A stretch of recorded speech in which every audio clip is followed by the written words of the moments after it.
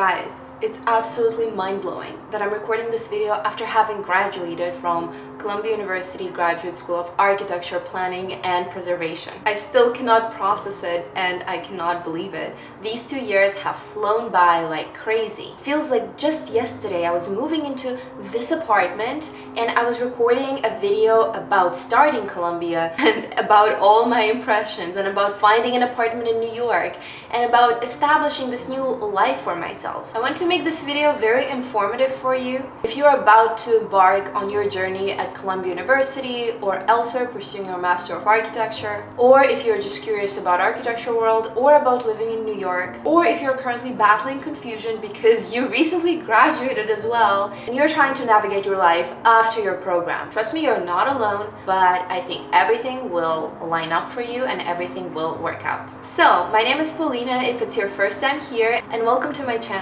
In this video I want to talk about 3 topics. First, I want to talk about my life at GSAPP and kind of have a quick recap of what happened and what I learned through my Master of Architecture program. The second thing that I would love to talk to you about is life after Columbia and what happens now. Where am I gonna go and what is going to happen? And the third part of this video will be a little motivational speech with some advice that helps me on a daily basis and hopefully will motivate you and lift you up and make you believe that anything is possible. Okay, first I want to recap my life at GSAPP and kind of summarize the highlights of my education, and I also want to talk about graduation and the ceremony and how it all happened. It was absolutely beautiful. First, I want to say that even though Master of Architecture program at GSAPP feels extremely demanding when you're in the moment, it still flies by.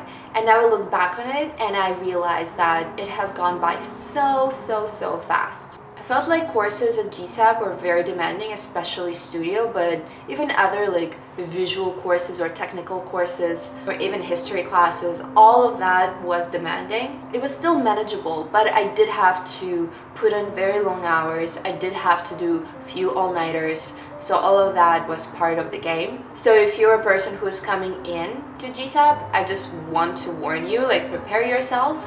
It won't be easy, and it's honestly about how much you want to put into it. We all ultimately care about our portfolios and we care about having the best project possible, and we want to invest our effort and we want to explore our creativity. So all of that leads to long hours. But I'm sure if you're a creative person, you already know that that's just a part of this world. I think I have found new interests while pursuing a Master of Architecture.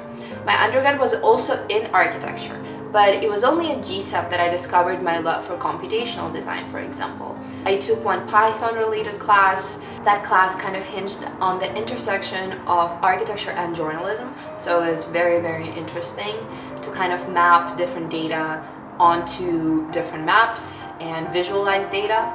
And then I also took a Grasshopper class this past semester, and it was about urban analytics and exploring design field with lots of different options and optimizing the design and thinking through parametric design logic. So that was very new to me, and I found it very invigorating to see that design could be so logical and so limitless in a way. Then I continued building upon my previous interest in environmental psychology and pretty much the intersection of psychology and architecture.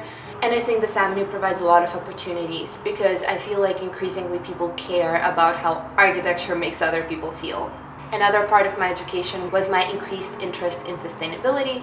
I feel like at this point everyone should care about it and everyone should be knowledgeable about it if you are in the field of architecture. So I pursued my LEED Green Associate certification, then I pursued my WELL Accredited Professional certification, and my next step would be to pursue LEED Accredited Professional BD+C. So I hope all of that goes well. So I found GSAPP to be a very fertile ground for exploring our interests, and that was for me the primary motivation for pursuing this program in the first place. It's honestly about what you make of it, and you're given a lot of freedom to just really explore. On a side note, I feel like I'm still recovering. I feel like these 2 years took a lot out of me, and I still feel fatigued here and there, but that is reasonable to expect. So just make sure that you have your rest time and you have your work hard time, but just don't burn out. That's my big advice. In terms of graduation, we actually had 2 ceremonies. The first ceremony was specifically for GSAPP, so I got to cross the stage, and so did everyone else who was graduating. And I had my family come in for that, my friends, my boyfriend. It was really, really good. And then the second ceremony, which happened 4 days later, it encompassed the whole Columbia community, so everyone graduating from Columbia, undergrad and grad, they were all there. So it was just massive, and you could feel the energy of everyone, and it was just such a monumental moment that I will like really, really cherish forever. And I feel like after that ceremony started to dawn on me that it's actually coming to an end. I mean, at that point it had already ended, but I feel like I'm still in denial to a degree. Yeah. Now let's move on to talking about life after GSAPP and what happens now and how to face the uncertain future. Maybe if you're watching this, you might be in my shoes or you might not, but I want to tell you that don't be afraid. That's what I tell myself as well. From my observation, not that many people graduate with a job lined up right away. A lot of people take a few months to figure it out, and they start thinking during the summer and applying during the summer. So it's totally normal to graduate and not know exactly where you're going next. And there is a philosophical aspect to that as well. I feel like we always want to know the next destination, but then sometimes when we rush to that next destination, we forget to enjoy the journey. I feel like it is absolutely wonderful if somebody is graduating with a job lined up for them, but at the same time, I feel like it is good to linger in uncertainty for a little bit. At least that's how I personally feel, and that's why even though I slowly started applying during the last semester, I was not like putting my 100% in it yet. I felt like for me it was really important to focus on my classes, especially because I was learning computational design and I was learning Grasshopper and like website coding and all of that, and studio was demanding as well, and I felt like I just want to give my heart to that. I want to enjoy my last semester as a student, and I know that had I focused on job search right there and then, like my experience would have been diluted by all these like future prospects. I am reading a book that's called The Power of Now by Eckhart Tolle, and I really, really agree with him that all we have is now. It doesn't mean that you don't plan for the future, and it doesn't mean that you cannot think about the past, but at the same time, sometimes we just delude the present moment. And this past semester for me was about trying to be as present as I could. Another aspect of my perception of the future was that I really wanted my job search to be very, very intentional. I feel like in the past I had a habit of applying to a lot of different places, and there's absolutely nothing wrong with that. I feel like it's great to expand your options.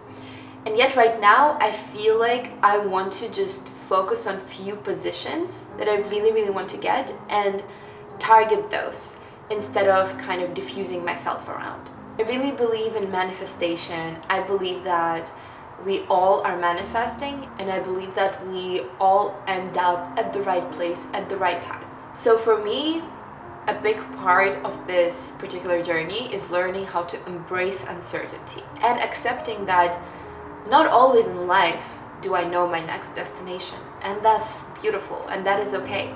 If my life was already planned out, like, I don't know, 6 years ahead, that would just be boring. I would already know everything.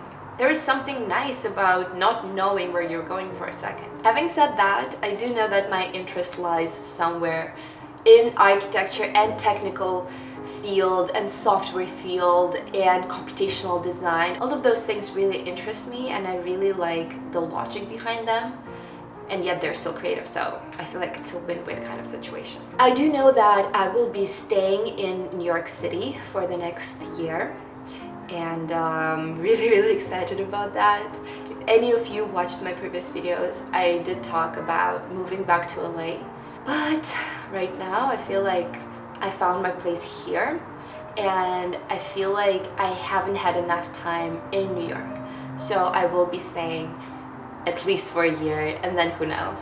I don't want to pre-plan. I want to have that element of adventure to see what happens next. I might stay for longer, I might not. It's up in the air, but I know that for the time being I will be here. Okay guys, I want to end this video with the third part. I want to share some of the advices I give to my own self and that really helped me keep moving and keep believing in myself and keep going no matter what. I want to share 4 advices. First, I want to share my motto, which is no to procrastination. We often hide in our phones because we don't believe in ourselves, or we think something we're doing is not reachable, or we are really fatigued and we are undermining the importance of self-care. But just remember this one thing, like, our life is happening now. So you don't want to wait until you're like 50 to start pursuing your dreams. Pursue them today, pursue them now, take steps. And that brings me to my second advice: take small steps. Small steps are the most important thing you can do, and do them consistently. If you take small steps every single day, you will be bettering yourself every single day. You will be moving forward. But if you think, oh, I have to take this one giant leap, no, that's not going to work. Just take small steps. And I feel like this concept has been articulated and emphasized in books such as Outliers by Malcolm Gladwell and Atomic Habits by James Clear. I cherish this advice of taking small steps. Small steps can take you very, very far. And if you think about it, even people running marathons, they literally take it one step at a time. It's not like they start and they land on the finish line like a second later. No, it's just small step after small step after small step that brings you to the end of the marathon. My third advice is don't be a victim. Give up victimhood.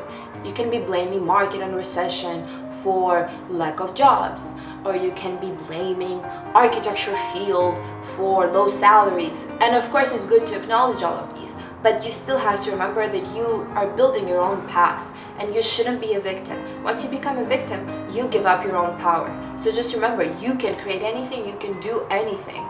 And with that power, start taking small steps. Outline what you're looking for, outline what you're after, and then small steps. And the fourth advice is don't compare yourself to others. Everybody's path is unique. You really truly cannot compare. Everyone is so different. Everyone's background is different. Everyone's childhood is different. Everyone's DNA is different. Everything is different. People just cannot be compared. Cannot. So the only person you can compare yourself to is yourself. That's very, very difficult to do. We all tend to compare ourselves to others, especially in the age of social media, which can pretty much trigger you to compare yourself to others. But still, please try to avoid it as much as possible, because everyone is so unique. There's no single path to success. There truly isn't. Every path to success is different. Different, different, different. On this note, I'm ending my video, and I'm very happy to spend time with you guys recording this one. I will see you soon, guys. Bye.